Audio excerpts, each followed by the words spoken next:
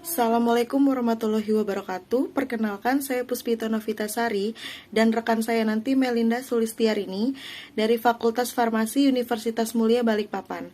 Di sini kami akan menjelaskan tentang desain penelitian dengan metode observasional, yaitu cross-sectional. Secara ringkas, jenis-jenis desain penelitian ini dapat digambarkan sebagai berikut, yaitu ada dua, ada observasional atau survei, dan eksperimen. Untuk observasional itu ada deskriptif dan analitik.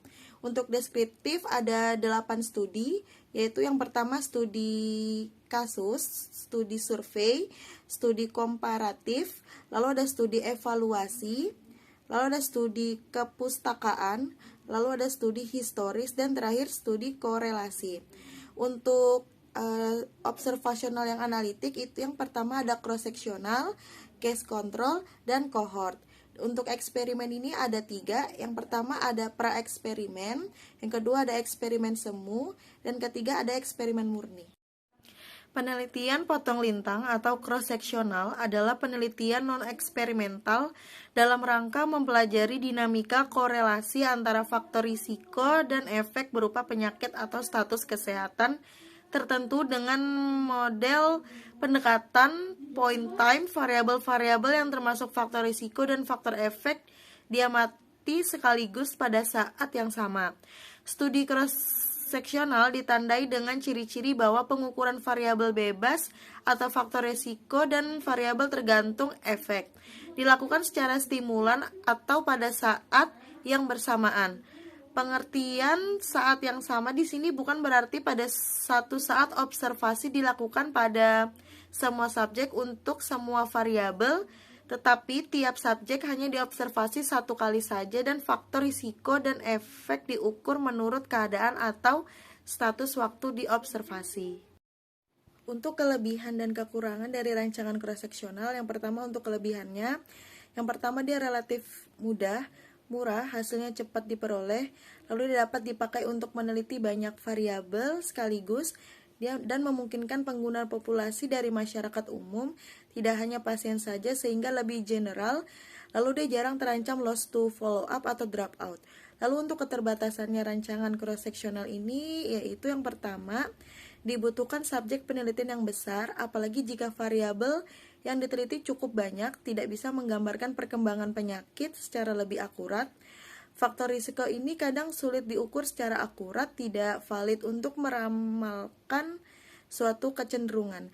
Dan kesimpulan korelasi faktor risiko atau variabel bebas dengan efek berbagai variabel terikat paling lemah dibandingkan dengan jenis rancangan lainnya seperti case control dan cohort.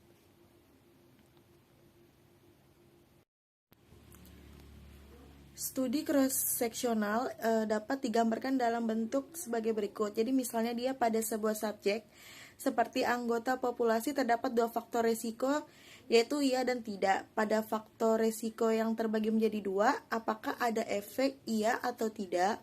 Lalu pada faktor risiko tidak terbagi menjadi 2, apakah ada efek iya atau tidak? Langkah-langkah desain penelitian cross-sectional, dia mengidentifikasi variabel-variabel penelitian dan mengidentifikasi faktor risiko dan efek, menetapkan subjek penelitian, melakukan observasi atau dia pengukuran variabel-variabel, melakukan analisis korelasi dengan membandingkan proporsi antar kelompok. Sekarang kita akan masuk pada sebuah contoh penelitian dari satu jurnal yang berjudul Faktor Prediktif Penggunaan Pengobatan Sendiri Analgesik pada Orang Dewasa Spanyol, yaitu Studi Nasional Cross-Sectional. Presentasi selanjutnya tentang pembahasan studi dari contoh jurnal akan dijelaskan oleh rekan saya. Baik, selanjutnya saya Melinda Sulistiarini akan menjelaskan tentang contoh pembahasan dari studi jurnal cross-sectional. Yang pertama, latar belakangnya yaitu analgesik adalah obat yang paling umum dikonsumsi di dunia dan diperkirakan jumlah orang di Amerika Serikat, Australia, dan Eropa menggunakan analgesik OTC setiap harinya. Sebuah studi Spanyol menggunakan data dari Survei Kesehatan Nasional Spanyol 2003 menunjukkan bahwa di antara individu yang mengkonsumsi analgesik analgesik sebesar 39,4% adalah self-medication. Selanjutnya, tujuan penelitian. Yang pertama, untuk memastikan prevalensi self-medication dengan analgesik di antara populasi Spanyol. Yang kedua, untuk mengidentifikasi variabel yang terkait dengan pengobatan sendiri. Contohnya, termasuk gangguan psikologis, status kesehatan mental, variabel sosial demografis, dan yang berhubungan dengan kesehatan. Kita masuk ke metode. Peneliti menggunakan data sekunder individual yang diambil dari survei wawancara kesehatan Eropa 2009 untuk Spanyol untuk melakukan studi farmakoepidemiologi cross-seksional deskriptif nasional tentang pengobatan sendiri dengan analgesik di antara orang dewasa atau individu berusia setidaknya 16 tahun dari kedua jenis kelamin di Spanyol. Sebanyak 7.606 wawancara dianalisis.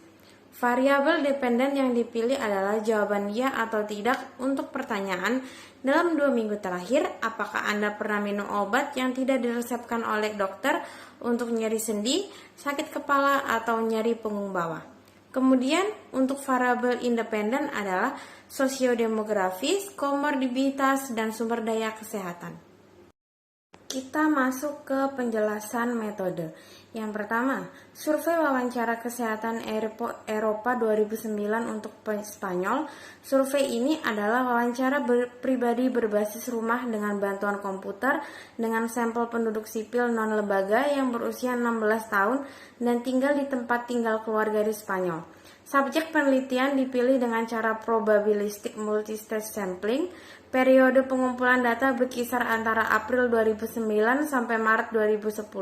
Analisis dilakukan pada bulan Januari tahun 2013. Selanjutnya, penjelasan tentang variabel dependen definisi konsumsi analgesik dari penelitian ini dibuat dengan menggunakan 2 pertanyaan berikut. Yang pertama, dalam 2 minggu terakhir, apakah Anda meminum obat yang diresepkan oleh dokter untuk nyeri sendi, sakit kepala, atau nyeri punggung bawah? Atau pertanyaan kedua, dalam 2 minggu terakhir, apakah Anda minum obat yang tidak diresepkan oleh dokter untuk nyeri sendi, sakit kepala, atau nyeri punggung bawah? Jawaban afirmatif untuk pertanyaan pertama dianggap sebagai penggunaan analgesik yang ditentukan, karena ini pertanyaan menanyakan apakah dokter yang memberikan. Lalu, untuk sebuah jawaban afirmatif untuk pertanyaan kedua diklasifikasikan sebagai penggunaan analgesik pengobatan sendiri atau self-medication. Penggunaan analgesik total termasuk mereka yang menggunakan obat resep dan obat sendiri. Selanjutnya, variabel independen berikut dimasukkan dalam analisis. Yang pertama, fitur sosiodemografis utama, di dalamnya ada jenis kelamin, usia, status perkawinan, menikah atau tidak menikah, tingkat pendidikan diklasifikasikan sebagai tidak ada pendidikan formal, sekolah menengah pertama atau sekolah menengah atas, status pekerjaan seperti menganggur, bekerja atau tidak aktif, dan pendapatan bulanan.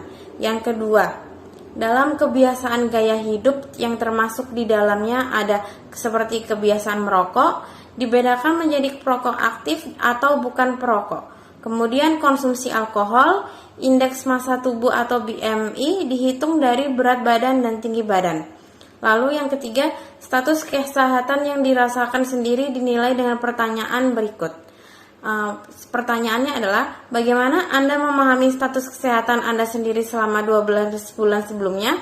Subjek menggambarkan status kesehatan sebagai sangat baik, baik, cukup, buruk, atau sangat buruk. Kemudian variabel ini dibagi menjadi 2. Yang pertama, status kesehatan persepsi diri sangat baik, baik atau sedang, atau buruk, atau sangat buruk. Kemudian kesehatan mental dinilai dengan 2 indikator yang diambil dari kuesioner, yaitu kuesioner kualitas hidup SF36 bentuk pendek yang atau disfungsi psikologis dan status kesehatan mental. Dari hasil analisis data tersebut, kemudian untuk memperkirakan efek independen dan variabel penelitian pada pengobatan sendiri dengan obat analgesik, peneliti memperoleh rasio odds yang disesuaikan atau AOR yang sesuai dengan interval keyakinan 95% dengan menggunakan analisis regresi logistik multivariat. Semua variabel yang menunjukkan hubungan yang signifikan dalam analisis bivariat dimasukkan ke dalam analisis multivariat, bersama dengan variabel-variabel yang dianggap relevan menurut literatur ilmiah. Empat model dihasilkan sebagai berikut. Yang pertama, 1. Untuk mengidentifikasi faktor-faktor yang terkait dengan pengobatan sendiri menggunakan obat analgesik untuk nyeri sendi. Model kedua, untuk mengidentifikasi faktor-faktor yang memprediksi pengobatan sendiri dengan obat analgesik untuk sakit kepala. Kemudian model ketiga, untuk pengobatan sendiri dengan obat analgesik untuk nyeri punggung bawah. Lalu, untuk model regresi keempat, yaitu model regresi logistik. Ini untuk mengidentifikasi faktor-faktor yang terkait dengan pengobatan sendiri dengan obat analgesik untuk nyeri di setiap lokalisasi nyeri. Kemudian didapat hasil dan kesimpulan, yaitu sebanyak 7.606 orang yang melaporkan nyeri di salah satu lokasi atau 23,7%. Selain itu, konsumsi analgesik ditentukan sendiri pada 23,7% atau 1.481 dari subjek ini. 40% pasien mengobati sendiri sakit kepala, 15,1% untuk nyeri punggung bawah, dan 6,7% untuk nyeri sendi. Variabel yang secara signifikan terkait dengan kemungkinan yang lebih besar dari self-prescription konsumsi analgesik terlepas dari lokasi nyeri adalah yaitu usia subjek 16-39 tahun dengan tingkat pendidikan yang lebih tinggi, gangguan psikologis, dan persepsi status kesehatan sangat baik atau baik. Pada subjek yang menderita sakit kepala, resep sendiri dikaitkan dengan jenis kelamin laki-laki dan tidak adanya kondisi komorbiditas lain. Kemudian di penutup, menyimpulkan studi farmakoepidemiologi cross-seksional pada jurnal ini menjelaskan faktor-faktor yang berpengaruh pada self-medication pengobatan analgesik orang dewasa di Spanyol. Dari hasil penelitian tersebut didapatkan bahwa sebanyak 23,7% orang dewasa di Spanyol mengkonsumsi obat analgesik OTC secara self-prescription untuk mengobati rasa sakit kepala yang merupakan insiden tertinggi, yaitu sebanyak 40,1%. Lalu dari hasil pengamatan, variabel yang mempengaruhi konsumsi analgesik tanpa resep tampaknya lebih tinggi pada orang muda dengan tingkat pendidikan yang lebih tinggi, pendapatan bulanan yang lebih tinggi, dan perokok. Selain itu, subjek dengan gangguan psikologis dan dengan persepsi status kesehatan yang baik juga meresepkan obat analgesik sendiri. Selanjutnya, konsumsi analgesik yang diresepkan sendiri untuk sakit kepala lebih sering pada pria tanpa penyakit kronis penyerta. Lalu, dari hasil pembahasan jurnal ini, kami dapat menyimpulkan bahwa untuk meneliti prevalensi self-medication dengan analgesik pada populasi orang dewasa di Spanyol dapat digunakan metode studi cross-seksional. Berikut referensi yang kami gunakan dalam penjelasan materi dan pembahasan dari jurnal. Baik, sekian presentasi dari kami mengenai penjelasan tentang studi cross-seksional dengan contoh pembahasan dari jurnal. Kurang lebihnya kami memohon maaf jika terdapat kesalahan dalam penyampaian materi. Terima kasih. Wassalamualaikum warahmatullahi wabarakatuh.